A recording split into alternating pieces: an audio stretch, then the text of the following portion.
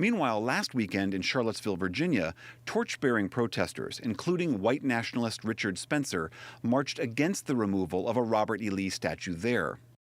The Southern Poverty Law Center counts more than 700 Confederate monuments and statues on public lands across the country. The vast majority of those are in the South. So is this the right approach for dealing with the darker sides of U.S. history? I'm joined now by two men who have wrestled with this very question. Bryan Stevenson is founder and executive director of the Equal Justice Initiative. He's helping build a national monument to the victims of lynching in Montgomery, Alabama. And Walter Isaacson is a historian and writer and president of the Aspen Institute. Welcome to you both. Walter, I'd like to start with you first. You are a native of New Orleans. You were there when they're bringing Robert E. Lee down off his pedestal today. What do you make of the city's moves? I think it's very, very good. As you say, these Confederate monument statues were put up not to honor the nobility of any of these people. It was put up in the 1880s, 1890s as a way to try to reassert white supremacy. New Orleans has had a 300-year history. We've just gone through a hurricane. If you're going to name the people we should have monuments to, it's not Confederate generals. So I think there's a big sigh of relief today as the last of these comes down.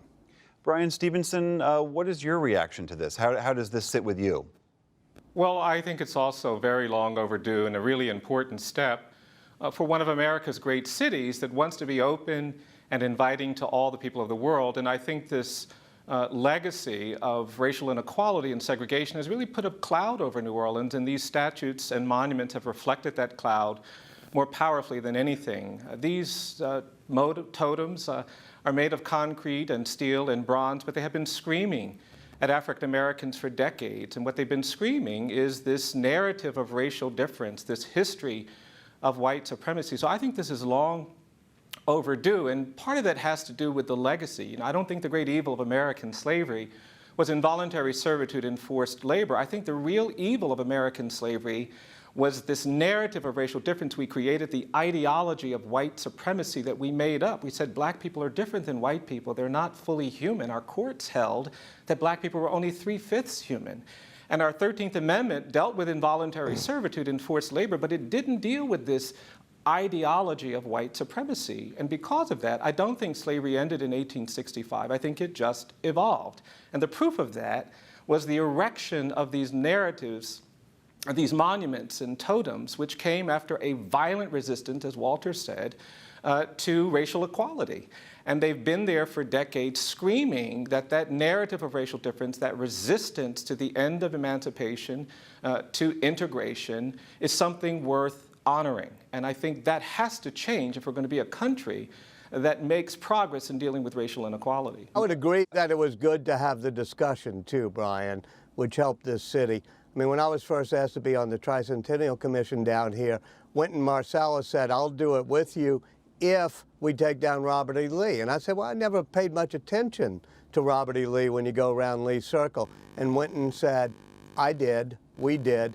And that helped us do a dialogue down here, which now is pretty complete. But Walter, you heard Bryan say that they were screaming, that these statues were screaming about inequality and white superiority. There's also a great deal of screaming that people who are furious that these monuments are coming down. I mean, how is a mayor or a governor anywhere in the country supposed to wrestle with that very real boiling anger over these exact moves? Well, I think what happened here in New Orleans is we spent a lot of time talking about it, and the anger, especially among local citizens, receded. I think there's a willingness now to put this behind. As I said, I just came from Lee Circle. There's a brass band there playing the national anthem. I think that once we had this catharsis of talking about it, there were people who protested the monuments coming down, but they were all outsiders who had come in from these weird groups around the country. In New Orleans right now, it was a daytime, very peaceful thing to get this monument down. And I think the whole process of talking it through and realizing that we don't need to put the Confederacy on a pedestal in New Orleans, which wasn't even, part of the Civil War, really. Bryan, one of the other criticisms that's been brought up is the potential for a slippery slope here, which is where do we stop? I mean, I'm talking to you from Washington, D.C. We have the Washington Monument. We have Jefferson's Memorial. We have monuments all over the country that honor people who held slaves. Where do we draw the line as to what stays and what goes?